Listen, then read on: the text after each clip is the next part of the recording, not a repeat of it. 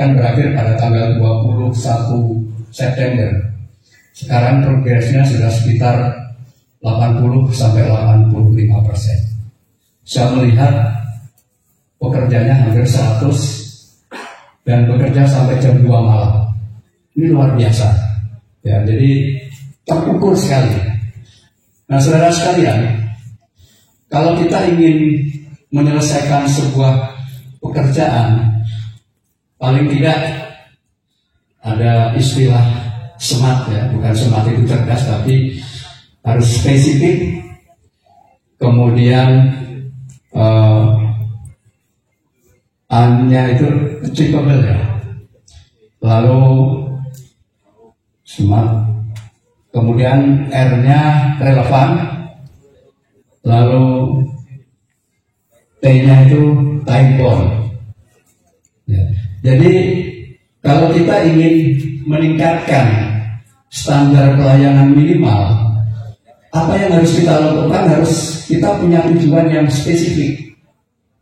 Kalau misalnya dalam kehidupan individu, kita punya tujuan misalnya, pokoknya saya harus punya rumah. Nah, punya rumah ini harus dideskripsikan berapa jangka waktunya. Katakanlah 5 tahun misalnya. Kemudian dana yang diperlukan berapa? Lalu 1 bulan kita harus mengumpulkan berapa dan seterusnya. Kemudian harus achievable, jadi harus sesuatu yang memang mungkin kita capai, bukan sesuatu yang mustahil kita capai. Kemudian yang relevan, yang berkaitan dengan tugas pokok kita. Kemudian waktunya juga harus jelas. Nah, ini penting sekali Bapak Ibu sekalian, karena sekarang ini masyarakat itu menuntut agar pelayanan itu mudah, cepat, dan murah. Nah, sekarang saatnya ketika kita dalam kondisi wabah pandemi COVID-19, bagaimana kita menyusun ulang model-model pelayanan yang kita berikan. Nah, tentu kita sudah ketinggalan jauh dengan perusahaan-perusahaan swasta. Contoh misalnya, ketika kita pesan tiket, ada macam-macam kan, ada Agoda, ada Traveloka, ada Tiket.com dan seterusnya. Itu kan mudah sekali. Aplikasinya mudah sekali dan dia bekerja 24 jam. Kemudian bagaimana mekanisme komplain ketika pelayanan itu tidak tepat, itu juga harus disusun. Nah, oleh karena itu nanti contoh-contoh praktis yang telah dilakukan oleh Balai Prasarana Pemukiman Wilayah bisa disampaikan kepada kita-kita yang hadir pada hari ini. Kelihatan sekali memang profesional ya. Kebetulan waktu ngecek di asrama haji dan di asrama atlet, Pak Sandi hadir dan saya juga hadir, jadi saya tahu persis ya. Kalau kadang-kadang kita ini kelemahannya sudah berkumpul, sudah rapat, sudah diskusi, kemudian actionnya itu lamban. Nah, maka di dalam dunia swasta itu rumusnya biasanya 12A. A yang pertama action, kedua action, sampai 12 ya action. Kalau kita hanya perencanaan, tidak ada action, ya nggak ada gunanya, hanya sebuah tumpukan dokumen. Bapak Ibu sekalian, berkaitan dengan standar pelayanan minimal berdasarkan Undang-Undang Nomor 23 Tahun 2014 tentang pemerintahan daerah, saya ingin menyampaikan beberapa hal sebagai berikut. Pertama, standar pelayanan minimal adalah ketentuan mengenai jenis dan mutu pelayanan dasar yang berhak diperoleh setiap warga negara secara minimal. Hal tersebut dimaksudkan untuk memberi pedoman dalam rangka menjamin hak masyarakat untuk menerima suatu pelayanan dasar dari pemerintahan daerah dengan mutu tertentu, serta mendorong transparansi dan partisipasi masyarakat dalam proses penyelenggaraan pemerintahan daerah. Berkenaan dengan hal tersebut, konsepsi standar pelayanan minimal telah mengalami perubahan. Penyelenggaraan SPM di daerah bukan lagi tentang target kinerja atau bagaimana menjalankan tugas pemerintahan sehari-hari, standar operating procedure, melainkan suatu pemenuhan kebutuhan dasar warga negara. Oleh karena itu jenis pelayanannya bersifat mutlak dan individual, serta belanja daerah pun diprioritaskan untuk mendanai urusan pemerintahan wajib yang terkait pelayanan dasar. Bapak Ibu sekalian, kalau kita lihat perkantoran kita, belum semuanya ramah dengan penyandang disabel. Ada yang belum dibangun, katakanlah akses untuk kursi roda. Kemudian toilet khusus untuk disabel juga banyak yang belum ada.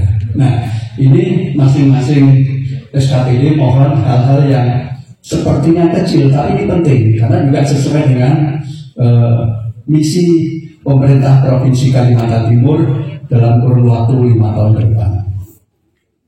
Kemudian yang berikutnya adalah terbitnya Peraturan Pemerintah Nomor 2 Tahun 2018 tentang standar pelayanan minimal yang ditindaklanjuti dengan peraturan teknis lainnya. Saya rasa ini tidak usah saya jelaskan karena tadi sudah disampaikan oleh Ketua Panitia. Hadirin yang terhormat, pemerintah daerah menerapkan SPM dalam rangka pemenuhan jenis dan mutu pelayanan dasar yang berhak diperoleh setiap warga negara Indonesia. Dalam penerapan SPM tersebut didasarkan pada prinsip sebagai berikut: kesesuaian, kewenangan, ketersediaan, keterjangkauan, kesinambungan, keterukuran, dan ketepatan sasaran. Tadi yang smart tadi kan spesifik, ya. M-nya itu measurable, jadi terukur. Ya. Penerapan SPM tersebut dilakukan dengan tahapan pertama pengumpulan data, kedua penghitungan kebutuhan pemenuhan pelayanan dasar, ketiga penyusunan rencana pemenuhan pelayanan dasar, dan yang keempat pelaksanaan pemenuhan pelayanan dasar. Penyusunan rencana pemenuhan pelayanan dasar dilakukan agar pelayanan dasar tersedia secara cukup dan berkesinambungan. Rencana pemenuhan pelayanan dasar tersebut dituangkan dalam dokumen perencanaan dan penganggaran pembangunan daerah dan merupakan prioritas bagi pemerintah daerah dalam menyusun perencanaan dan penganggaran pembangunan daerah. Untuk tahun 2021 sesuai Peraturan Menteri Dalam Negeri Nomor 31 Tahun 2019 tentang pedoman penyusunan rencana kerja pemerintah daerah, bahwa arah kebijakan pemerintah daerah sebagian urusan pemerintahan berpedoman kepada standar pelayanan minimum. Teknis penerapan SPM akan menjamin sinergitas program pembangunan nasional dan daerah, baik segi penganggaran, sumber daya manusia, kelembagaan, sarana dan prasarana, kerjasama antar perangkat daerah maupun kerjasama antar provinsi dan dengan kabupaten kota. Hadirin yang berbahagia, demikianlah beberapa hal yang dapat saya sampaikan dalam kesempatan ini. Kita berdoa dan semoga segala upaya yang kita lakukan mendapat ridho dan bimbingan dari Allah Subhanahu wa Ta'ala, Tuhan yang Maha Kuasa. Akhirnya dengan mengharap ridho Allah dan dengan mengucapkan Bismillahirrahmanirrahim, fokus group discussion penerapan standar pelayanan minimal di Provinsi Kalimantan Timur secara resmi saya nyatakan dibuka. Sekian dan terima kasih. Wassalamualaikum warahmatullahi wabarakatuh.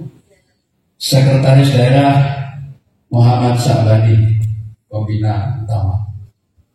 Demikian sambutan Pak Sekda sudah saya bacakan dan tadi sedikit saya tambahin. Mudah-mudahan kegiatan ini berjalan dengan lancar dan menghasilkan sesuatu yang konkret untuk memberikan pelayanan terbaik kepada warga masyarakat. Terima kasih. Wassalamualaikum warahmatullahi wabarakatuh.